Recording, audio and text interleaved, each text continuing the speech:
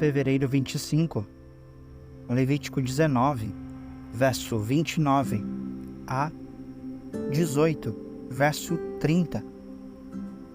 No 10º dia do 7º mês, vocês se humilharão. Nem os israelitas de nascimento, nem os estrangeiros que vivem entre vocês farão qualquer tipo de trabalho. Essa é uma lei permanente para vocês. Nesse dia, serão apresentadas ofertas de expiação por vocês, a fim de purificá-los, e vocês serão purificados de todos os seus pecados na presença do Senhor. Será um sábado de descanso absoluto, no qual se humilharão. Essa é uma lei permanente para vocês. Nas gerações futuras, a cerimônia de expiação será realizada pelo sacerdote ungido e consagrado para servir como sacerdote no lugar de seu antepassado Arão. Ele vestirá as roupas sagradas de linho e fará expiação pelo lugar santíssimo, pela tenda do encontro, pelo altar, pelos sacerdotes e por toda a comunidade. Essa é uma lei permanente para vocês, para que seja feita a expiação pelos pecados dos israelitas uma vez por ano. Moisés seguiu todas essas instruções exatamente conforme o Senhor havia ordenado. Então, o Senhor disse a Moisés: dê as seguintes instruções a Arão, a seus filhos e a todo o povo de Israel. Isso é o que o Senhor ordenou. Se algum israelita de nascimento sacrificar um boi, um cordeiro ou um cabrito em qualquer lugar dentro ou fora do acampamento, em vez de levá-lo à entrada da tenda do encontro e apresentá-lo como oferta ao Senhor, será tão culpado quanto um assassino. Derramou sangue e será eliminado do meio do povo. A finalidade é evitar que os israelitas sacrifiquem animais em campo aberto. Isso garantirá que levem os sacrifícios ao sacerdote à entrada da tenda do encontro, para que ele os apresente ao Senhor como ofertas de paz. Então o sacerdote derramará o sangue no altar do Senhor à entrada da tenda do encontro e queimará a gordura como aroma agradável ao Senhor. Não deverão oferecer sacrifícios a ídolos em forma de bode, cometendo prostituição. Essa é uma lei permanente para eles e deverá ser cumprida de geração em geração.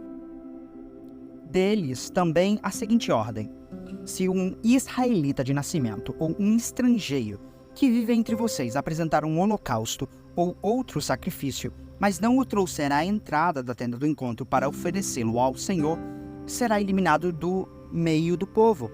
Se algum israelita de nascimento ou um estrangeiro que vive entre vocês comer sangue sob qualquer circunstância, eu me voltarei contra ele e o eliminarei do meio do povo, pois a vida do corpo está no sangue.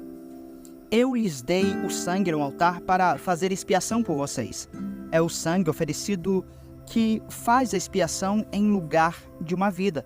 Por isso eu disse aos israelitas: jamais comam sangue, nem vocês, nem os estrangeiros que vivem entre vocês. Se um israelita de nascimento ou um estrangeiro que vive entre vocês sair para caçar e matar um animal ou uma ave que lhes é permitido comer, deixará o sangue do animal escorrer e o cobrirá com terra. A vida de toda criatura está no sangue. Por isso eu disse aos israelitas: jamais comam sangue, pois a vida de toda criatura está no sangue. Quem consumir sangue será eliminado. E se um israelita de nascimento ou um estrangeiro comer a carne de um animal que morreu de forma natural ou foi despedaçado por animais selvagens, lavará as roupas e se banhará com água. Ficará cerimonialmente impuro até o entardecer, mas depois disso estará puro. Se, contudo, não lavar as roupas e não se banhar, será castigado por causa de seu pecado. Então o Senhor disse a Moisés: dê as seguintes instruções ao povo de Israel: eu sou o Senhor seu Deus. Portanto, não se comportem como o povo do Egito, onde vocês viviam, nem como o povo de Canaã, para onde os estou levando. Não imitem o estilo de vida deles.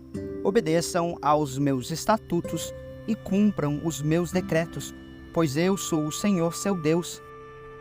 Sim, obedeçam aos meus decretos e aos meus estatutos. Quem os praticar viverá por eles. Eu sou o Senhor. Jamais tenha relações sexuais com uma parenta próxima, pois eu sou o Senhor. Não desonre seu pai, tendo relações sexuais com sua mãe. Ela é sua mãe. Não tenha relações sexuais com ela.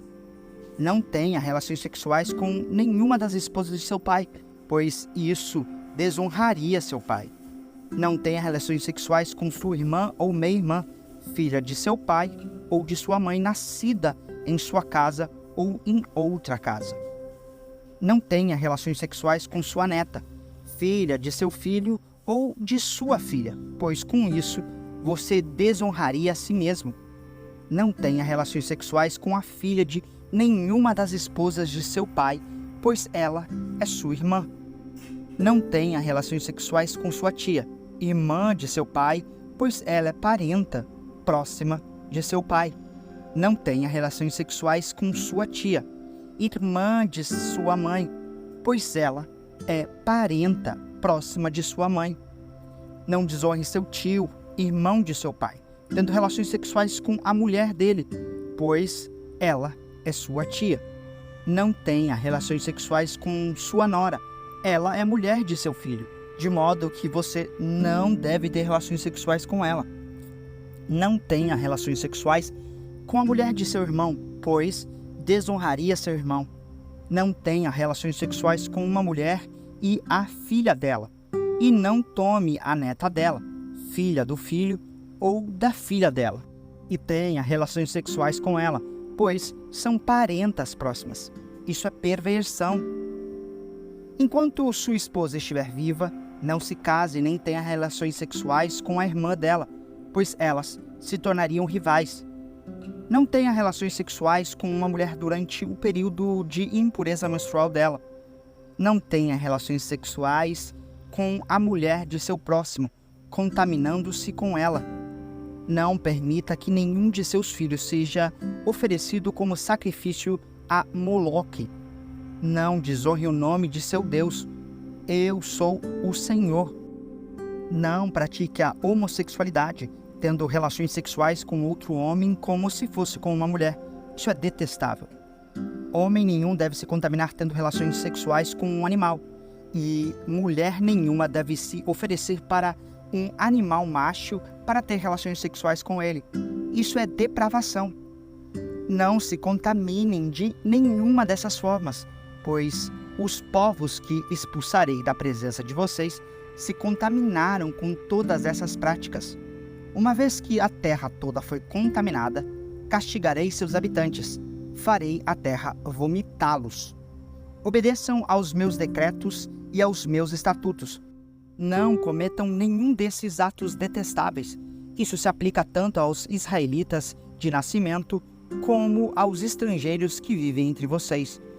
Todos esses atos detestáveis são praticados pelos povos da terra para onde eu os estou levando, e foi assim que a terra foi contaminada.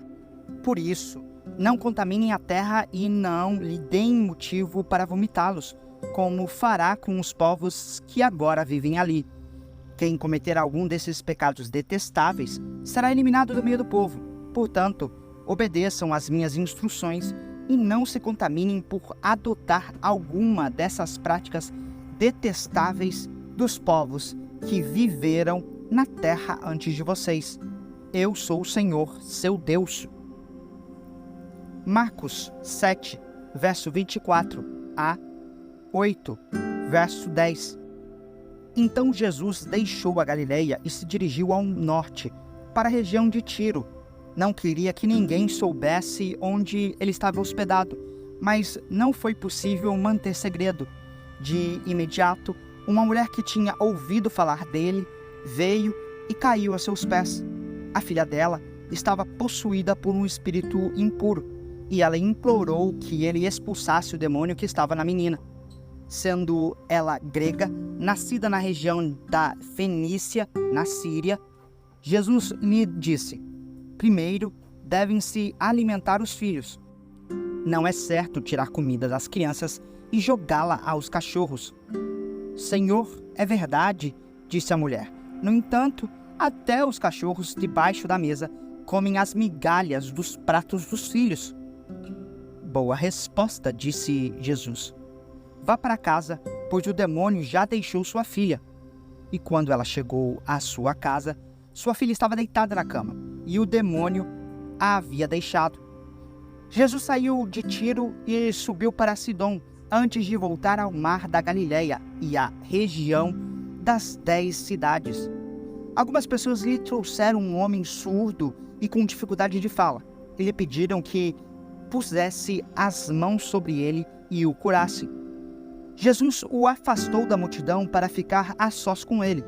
Pôs os dedos nos ouvidos do homem e, em seguida, cuspiu nos dedos e tocou a língua dele. Olhando para o céu, suspirou e disse: Efatá, que significa abre-se. No mesmo instante, o homem passou a ouvir perfeitamente. Sua língua ficou livre e ele começou a falar com clareza. Jesus ordenou à multidão que não contassem a ninguém, mas, quanto mais ele os proibia, mais divulgavam o que havia acontecido. Estavam muito admirados e diziam repetidamente: tudo o que ele faz é maravilhoso. Ele até faz o surdo ouvir e o mudo falar.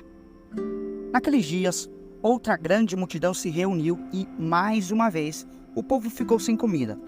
Jesus chamou os discípulos e disse: Tenho compaixão dessa gente. Estão aqui há 3 dias e não têm mais nada para comer.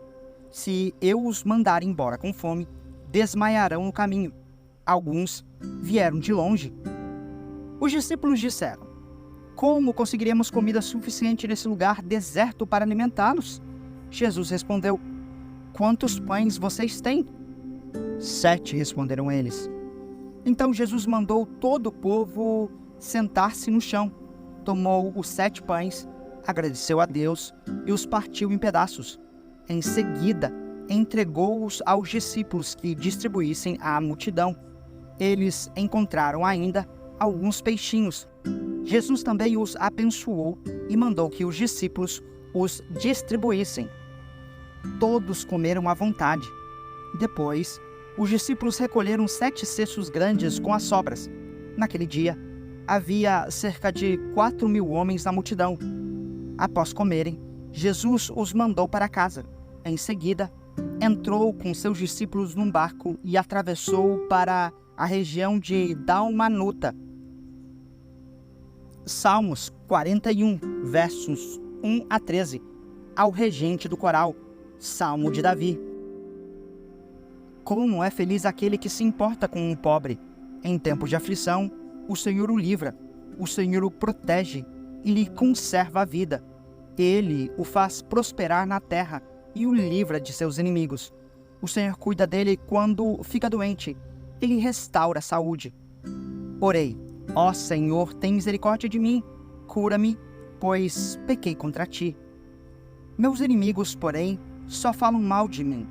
Quando ele morrerá e será esquecido? Visitam-me como se fossem meus amigos, mas todo o tempo reúnem calúnias contra mim e depois as espalha por aí. Todos que me odeiam falam de mim em sussurros e imaginam o pior. Ele está com uma doença mortal, dizem. Nunca mais se levantará da cama. Até meu melhor amigo, em quem eu confiava e com quem repartia meu pão, voltou-se contra mim. Senhor, tem misericórdia de mim. Devolva-me a saúde para que eu lhes dê o que merecem. Sei que te agradas de mim, pois não deixaste que meus inimigos triunfassem. Preservaste minha vida, porque sou inocente, e trouxeste-me à tua presença para sempre. Louvado seja o Senhor, o Deus de Israel, de eternidade a eternidade. Amém e amém. Provérbios 10, verso 15 e 16. A riqueza do rico é sua fortaleza, a pobreza dos pobres é sua destruição. O salário do justo produz vida, mas o dinheiro do perverso o conduz ao pecado.